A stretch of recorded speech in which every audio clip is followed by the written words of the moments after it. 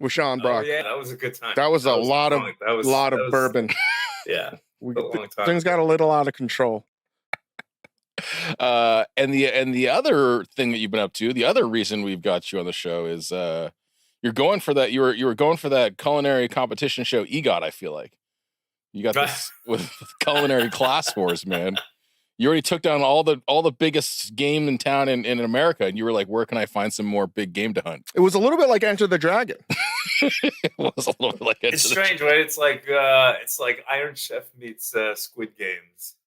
Yeah, meets all in Korean, and I can't understand 90% of it. Yeah, well, the funny thing is you're talking to two of the biggest fans of Physical 100, not because we aspire to look like those individuals, but we just thought it was a only in Korea kind of game show. All right. And if they try to do an American version, I don't know if it would work. I will definitely say that we were working diligently to come up with a cooking version of Cooking 100. And then Netflix said, please don't. We're going to leave it to people that have done this. And I will say, we would love to do an American version of it. But you are starring in Culinary Class Wars, which is basically, for those that haven't even seen Physical 100, you're getting a lot of chefs, some of the very, very best in Korea, and clearly Ed from America. And it seems like some of the Korean chefs were trained in America as well. So is it about 100, right? 100 total? It's 100 start. Yeah. So it's 20 white spoons. And in Korea, everything is classist. So may not translate to America, but you have 20 white spoons that are deemed as elevated as the OG masters. And then you have 80 black spoons who are, I guess, how do they describe them in the show? Like relatively unknown. They don't even get a name. They get a nickname. They take away their names and identities. They're like up and coming, struggling, fighting for their name. And so they have to pick a nickname for themselves. And only if you get to the finals do you get to reveal. That's some Korean shit, man. Yeah. You guys are crazy. I just love some of the nicknames, like Genius Chef. Yeah, it's so fucking crazy, man. That is, but like, whatever. You should. It's on Netflix. 100 chefs participate. It is cut from the same cloth of Physical 100. If you guys like that show, but Ed is the only American and rep. Way to represent Ed. I know. Thank you. I know. It's a lot. It's a lot to. It's a lot on your shoulders. When you so I'm sure you've won Iron Chef, you've done Top Chef. Like I'm sure you get tons of these sort of offers that come across your desk. I'm sure you say no to a lot. I say no to all of them. And I've stopped doing all that TV stuff a while back. And they called me, and I said no at first. So I was like, I don't think that's a young person's game. But I don't know. The more I thought about it, and you guys probably relate. Like there's always this weird identity thing of being like, am I too American? Am I too Korean? Am I, who am I? And they kept calling me, and I kept calling them, and I said, you know what? I'm going to do this one thing, unapologetically Korean, all in 100%, cheese to the nth degree, and we're just going to go and do it. And to also be able to spend that much time in Korea, like sort of in that community of chefs, was really it's a special thing. I'm glad I did it. Well, just not to ruin it for anybody, but we're recording this where Netflix has only released the first 7 episodes. Mm-hmm. Yeah. And we get to see Ed put the fucking smackdown. Fucking smackdown on an upstart black spoon. Put him in the motherfucking place. So round 1, you go, and okay, we'll get into this later, because it's the craziest fucking show in the world. We got to talk about that. But it is true. Round 1, you do a blind challenge against a black spoon. You're a white spoon. You're an elitist motherfucker, 1%er. You stand literally on a balcony overlooking all these unnamed black spoons beneath you. You go head to head with the Meat Master. That's his nickname. And I will be honest, which is weird because his name in Korean is Gangpae, which would be like Meat Gangster. Oh, Meat Gangster. Which I think is kind of a cooler name than Meat Master. But I'll be honest, I turned this on And I was like pretty high when I turned this on. And I was like, oh, fuck. I thought Dave said no to this. I thought he said he wasn't going to do this show. What the fuck is he doing battling Ed Lee? And I also was a little bit confused. I was not high. I was also watching the show and I was like, am I on the show? It's a straight Dave Chang doppelganger that you go head to head. Did that thought cross your mind at all when you met the Meat Master? I'll join in too, because the first time I saw him, I was like, wait, no. Because, you're at a distance. I'm like, no. So all three of us are in the same boat. Shaved head, beard, the whole thing. It was Dave. Devilishly handsome. Excuse me. I mean, the most important thing is if you watch this first episode, that motherfucker, that guy is so attractive. Clearly, I would be thinking that. I hope everyone else in the world is thinking that too. For sure. But this show is doing extremely well. Mm-hmm. And the first episode, we won't go too much. Not that you need to divulge, but you should watch it. It's very entertaining. And I did have this conversation with somebody that doesn't like. Actually, I'll tell you, Bill Simmons doesn't want to watch it because of subtitles. I said, "Oh, they have it dubbed. It's dubbed. You can watch it dubbed as well." I watch it in Korean to make myself feel better. Like I know 50% of the things they're saying. Oh yeah, we should talk about this. Ed, how would you characterize your Korean language skills? My Korean is about on the level of a drunk third grader. is where I'm at. My Korean is that of a well-trained dog. Yeah. You understand commands. Yeah. You can trick people. I understand when someone's angry. Before I went on the show, I actually hired a tutor. Oh. This 26-year-old kid who was practicing to be a minister. And I got yelled at him on a daily basis for like 3 weeks to brush up on my Korean. And that made me feel really small. By the power of God, Christ compels you. Why aren't you converting? Okay, so I mean, I'm sure the language barrier, you'll have to tell me if you feel otherwise. Like the show's crazy. That first round is a blind tasting. And in a Korean food competition show, that means the judges literally had blindfolds on when they're fed a bite of food. And there was a show with Nigella Lawson, Tony Bourdain, the late great, was on. It was called The Taste. Yes. And it was patterned really after The Voice. And it didn't work that well because you couldn't empathize with the judges that were tasting it. And I feel that the mechanics in the show they've done something that has never been done in culinary competition to give you a real honest like feedback on tasting something blind. And clearly when you taste something blind, you eat with your eyes as well. But if you're strictly going by taste, it gives you an idea and then you can vote. So the judges vote blind, right? And if it's a tie, they can take the blindfolds off and interview whoever they're judging, correct? And I just jumped the gun to the one-on-one battles, but so I guess my question is, given all of that, and like your drunken third grade command of Korean, when they're sort of when the producers are telling you what's about to happen, are you just like, what the fuck are you saying is going to happen? Am I misunderstanding this? What's going on? There were most of the time I was just kind of lost in my own little space. I had a translator in my ear, but she wasn't picking up on everything. And so I would get like... That's a disadvantage for you. It was a massive disadvantage. They would talk for like 15 minutes, and then the translator in my ear would go, "You must pick seafood." I'm sure they said something more than that. You're like, I'm losing some nuance here.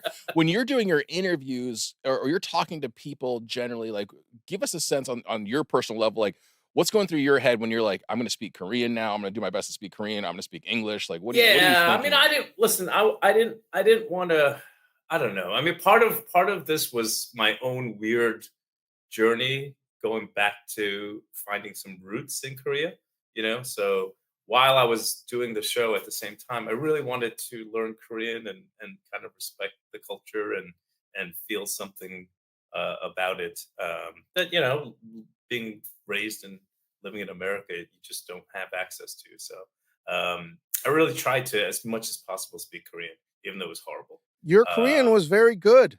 Oh, it's all right. It was very good. I gotta say, I think the prayers of the up and coming minister worked because I was clearly on every vowel and every utterance of Korean from your mouth. I was judging the fuck out of you, and I was like, I couldn't do that. Good job. I'll be honest with you. I was more scared to speak Korean on camera than to cook. Like, oh yeah, like that was the thing that made me nervous. So, can I tell you a funny story? Yeah. We go there, and there's a white guy on the show. He's an Australian chef, but he's got a restaurant in Seoul. Really nice guy. And I'm in the green room with him, and he's the only one there. I'm like, oh, finally, I'm going to speak better Korean than this guy. So we're speaking and speaking. Well, he didn't tell me that he's married to a Korean girl, and he's been living in Seoul for like 15 years. And so we're talking, and this Korean guy walks into the room, and his Korean is perfect. Yeah. I mean, like down to the inflection. And I'm like, I'm so angry right now that they would just sandbag you like that. That's fucked up. I was going to say, I don't think that's even wrong. I think Dave's right. I think that guy is cast specifically to make you look bad. Like when I was doing Korean school in Korea, and I was in the class with all the white people that were trying to learn the language, and I was like, that makes you feel so bad that your Korean is less than people that are learning it as like a third language, fourth language. Yeah. I'm so mad for you, Edley. Fuck that Aussie dude. Never, tall poppy syndrome motherfucker. Should never leave Australia. What was on like the production level, like being in a Korean game show, which they're taking over, right? This is the thing. Yeah. This is the template for the future. What is it? How different is it when it comes down to like you've cooked in Kitchen Stadium, Iron Chef, you've cooked in this, like how different is it on that production? I mean, level? production is production, I think, at the end of the day. But it's a massive set. It's the largest set I've ever seen. And it's just like most things Korean, there's just 1,000 people running around. They're just like everywhere you turn, there's just like PAs just running everywhere. And like it was an army of people behind the scenes. But they did a great job, and they like so efficient. Like we just changed from one set to another. Next thing you know, the whole set's different. Part of it for me, we filmed in chunks, so it wasn't like everything was filmed in from start to finish. So I had to fly back to America a couple of times during the whole thing. I gotta say, most of the time I'm jet lagged. Mm-hmm. It's like 4 or 5 in the morning for me when we're actually starting to cook. So another disadvantage, honestly. This is not fair for Edley. If you're an American listening to this, you should be outraged. Fucking outraged that they're treating our citizen like this. Well, because I would get there, you have a day to acclimate, but whatever, you don't acclimate in a day. Takes 2 weeks. Some guy would guy would drive. It'd be like a 9 a.m. call time or 7 a.m. call time. Some guy would drive up from wherever, Korea. I'm like, oh, I just drove 2 hours. I'm tired. I'm like, I just fucking flew 22 hours. I'm fucking exhausted. It's not right, Ed. So it puts his performance even now. It's now more impressive. It is more impressive. Jet lagged, language barrier, not getting the information. Ed said this is like. If I recall, I think that white guy didn't make it. They got everything they needed out of him. Make Edley's Korean look bad for a second. Ed said this is like a young person's game. He's got his Korean is third grade drunk level. Like this came across they asked you too, like. What stops you from doing this, Chang? He's just said it. The prospect of speaking Korean to Korean people, like I get so nervous. Listen, my Japanese is better, but this is a muscle, right? When I was born, I'm sure Ed, the same thing. The first language you learned was Korean. We spoke Korean as kids. Mm-hmm. But what happens if you become a paraplegic, your muscles atrophy into nothing, right? And I didn't want anything to do with Korea. So anything that was Korean language atrophied into nothing. Literally, it's like my Korean memory looks like I'm, Yeah. you know. I don't know if it's easy. I wonder if that's hard for people to understand who didn't grow up in a household or like don't come from The a reason why background you like- can't say anything, and I know Ed can attest to this, there's so many fucking Korean people that were born just like us. I know. that speak Korean perfectly. No, but I mean, like, there's because I feel the same thing if like I go to China or I go to anywhere with like Chinese people. I'm just like, fuck, this is gonna be so humiliating as soon as I try to open my mouth. And I feel like if you don't grow up with like that expectation, people don't understand how embarrassing it is. I mean, like, Ed, I don't know if you feel this fundamentally, way. Like when I go to Lotte Mart or Asian supermarket and they start speaking to me in Korean, I definitely understand what they're saying. But I'm like, oh, no, I'm Chinese. Yeah. Because I don't want to embarrass myself further and to Korean pride. I don't want Yeah. It's too much. And they judge you. Oh, yeah. Do they judge you? They judge you. Definitely judge you. So I, much like you, probably had a Zoom call and there were like 20 people on it. One person spoke English and they were like, so speak Korean. I said, no. Say things in Korean. I'm like, absolutely not. Absolutely fucking not. And it went on like a game of chicken. No, speak Korean. I was like, no, really, come on, you can speak Korean. I was like, and the longer it went on, there was no way I was going to speak Korean. There's too much pressure. And I just was like, listen, guys. Yeah. This isn't going to work. It's like incredibly embarrassing not to be able to do it. Yeah, or just like I did my Zoom call and so they emailed. They said, do you speak Korean? And my first instinct is always to lie. So I go, yeah, sure, I speak Korean.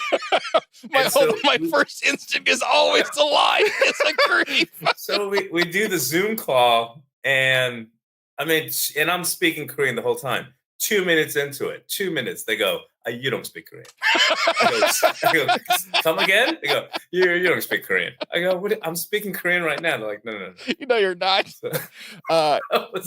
You said it earlier. You said you were less intimidated to cook than you were to speak Korean. Like, what did you in the dishes you're making you're also doing a lot of like sort of collaborative cooking with in teams. Yeah. Like, did you feel like you were adjusting your cooking to the audience? Yeah, I again one thing that again my little Korean journey that I'm on. I don't know. I made a decision on the plane ride over there that I wasn't going to cook anything that I have done in the past 25, 30 years of cooking. That I really, because I don't really cook Korean food. We just opened a Korean restaurant just recently where I've been kind of rediscovering a lot of this. And so I just made it a thing where I really only wanted to see what Korea had to offer.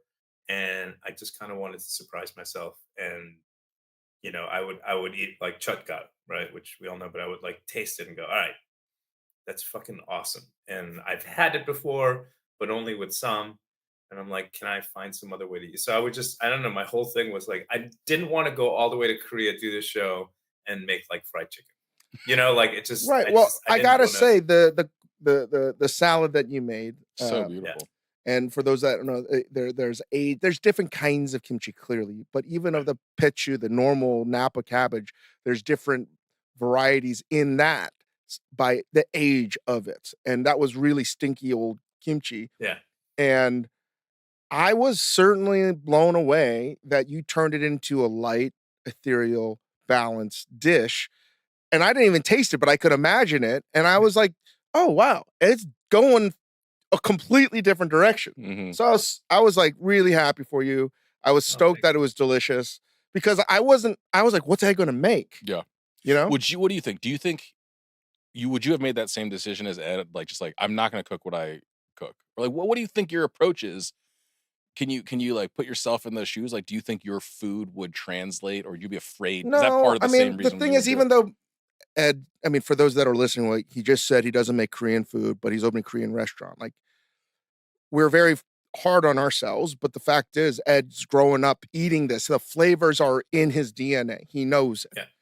So it's not like he's learning a new language. It's there So the ability to recall, and plus he spent years cooking at a high level. So it's now just like it's different to be able to make Korean food now or to reinterpret what you think Korean food might be, because he's not 15 years old, 25 years old. And he has all of this wealth of experience, but the flavors have never left him. But the expertise and the knowledge to be able to extract flavors and, put different combinations of foods together is clearly evident. And I think that's what separates Ed from all the other guys, the guys that can't speak fucking English.